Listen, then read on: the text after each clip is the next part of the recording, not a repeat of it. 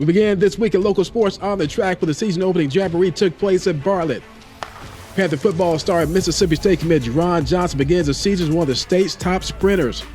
He and Whitehaven running back Christopher Talley went head-to-head in the 100 and 200, and it was Johnson winning the 200 in a blazing time of 21.62, while Talley was right behind at 21.97. In the 100, the same finish, Johnson first with a 10.64, while Talley with a good time of 10.86.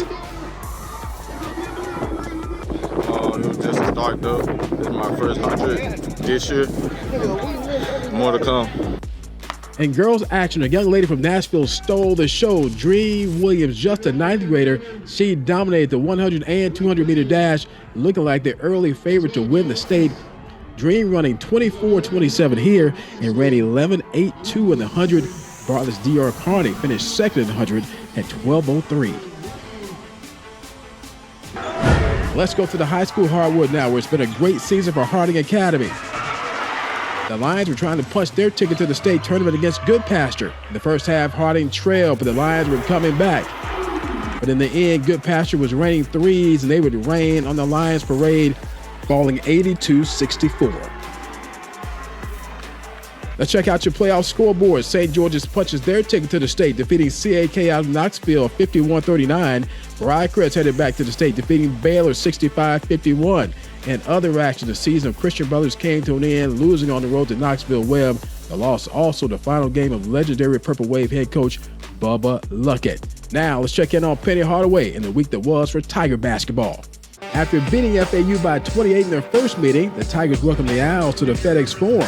And after trailing early, Memphis finally got on track behind an outstanding effort from Dane Danger. The big fella goes right past Miller, counted in the foul. The Tiger big man sparked a cold start, and it was Colby Rogers who lit a flame from beyond the arc. Rogers a three. Rogers went 3 of 6 from downtown. Open three, Rogers puts it down. And the Tigers, who once trailed by 6, led by 5 at the break. In the second half, it was more Danger. He took over. Danger bringing double trouble with a double-double. 22 points, 11 rebounds. Tigers won by 19, 84-65. I want to win, so, I'm just leaving it out on the floor. Every game, I just want to make that my mentality, just leaving it out there. On Wednesday, the Tigers completed their 2-game homestand. Rice was the opponent. The Owls almost pulled the upset in their first meeting. In the first half, Tiger ball movement was key to an early run. Rogers, baseline, jump board, he hits the turnaround. And when Dane Danger got the rock, he was on his way to another standout performance. Danger, the spin in the lane, and that first step is so quick. Danger scored 22 against FAU, and he topped that with a career-high 25 in this one.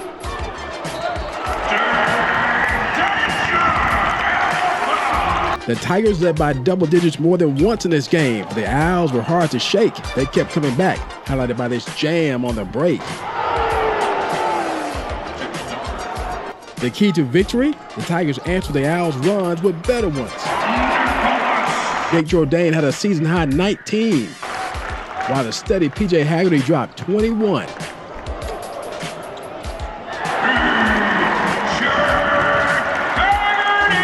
And the newest contributor, Demarion Yates, made another impact. Broadneck's had it stripped by Dake Yates. As the Tigers complete the season sweep over the Owls. You got to win your home games, and we've been doing a phenomenal job of doing that. We knew Rice was going to be tough. They have a lot of length, even though they haven't been winning games, and their record is a losing record in the league. I think they've lost like 7 games out of the 12, or maybe 8, 6 points or less. So those could have been wins. So we knew that they were capable, and just thankful to get out of here with a W. Fast forward to Sunday, Tigers back in action, this time on the road, taking on UAB. Big Dame bringing big game again. Third straight double-double, 16 points, 17 rebounds. Tigers trailed for much of this game, but a gutsy effort saw them come back and lead with the win. P.J. Haggerty, team-high 25 points. Now, let's check out our Grizz Grind.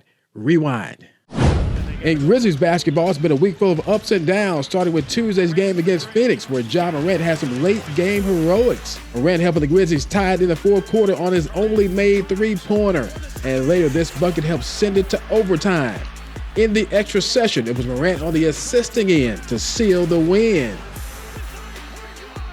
On Friday, the thrill of victory was eclipsed by the agony of defeat. Grizzlies taking on the Knicks, and once again it came down to big plays late. Morant delivered again, giving the Grizzlies a 2-point lead with just seconds left in the game. But New York had the biggest shot, OG Anunoby, the go-ahead three, and the Grizz fell in a heartbreaker.